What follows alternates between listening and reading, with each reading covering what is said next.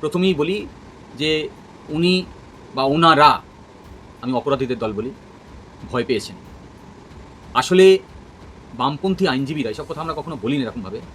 আমি আলোচনার মাধ্যমে আপনারা যখন আসেন মাঝে মাঝেই কথা বলে থাকি যে প্রগতিশীল আইনজীবী সংগঠনের সদস্যরা প্রত্যেকে এককভাবে এবং সংগঠিতভাবে, এই দুটো কথা এই কারণেই বলছি, এটা একটা পেশার জায়গা এবং আমরা প্রত্যেকে জানি, আমরা প্রত্যেকে বলি যে এখানে প্রত্যেকটি আইনজীবী তার পেশাগত যে এক্সেলেন্স সেটাকে ব্যবহার করে এবং নিজেদের পক্ষে সওয়াল করে নিজেদের পক্ষে রায় নিয়ে আসেন। এটাই তাদের কাজ, আইনের উপর ভিত্তি করে এবং নথির উপর ভিত্তি করে।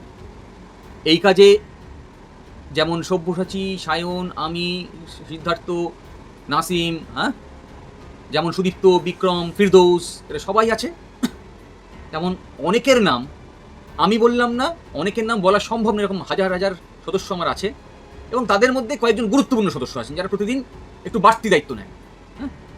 এই সবাই মিলে যৌথভাবে যে সংগঠনটা আমরা করি তার নাম হচ্ছে অল ইন্ডিয়া লয়ার্স ইউনিয়ন। এবং আমরা এই যৌথ উদ্যোগেই এই যে অনাচার পশ্চিমবঙ্গবাসীর উপর নেমে এসছে, যে শোষণ নেমে এসছে, তার বিরুদ্ধে লড়াই করবো ঠিক করেছি।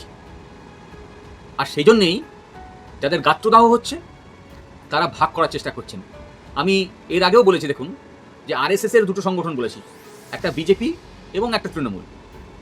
দেখবেন ওখানেও যে রাজনীতি ওরা করে, যে দর্শনকে ব্যবহার করে, আসলে যে পন্থাকে ব্যবহার করে আরএসএস এই পশ্চিমবঙ্গ ভারতকে ভাগ করার চেষ্টা করেছে, এখনো করে চলেছে। ভারতবর্ষের যে ঐতিহ্য, এই বিভিন্ন ভাষা জাতির একসঙ্গে থাকার, যেটাকে আমরা প্লুরালিটি বলি, বহুত্ববাদ বলি, সেইটাকে ধ্বংস করার যে স্ট্র্যাটেজি নিয়ে করে, সেই একই পন্থাকে ব্যবহার করেছে কুণাল ঘোষ। কিন্তু আমি এই বার্তা দিতে চাই, এটা আমার দায়ও বটে, যে যাদেরকে বিভ্রান্ত করার চেষ্টা করছেন তারা কেউ বিভ্রান্ত হবেন না। তার কারণ পশ্চিমবঙ্গবাসী জানেন যে আপনারা চোর, পশ্চিমবঙ্গবাসী জানেন আপনারা অপরাধীদের দল,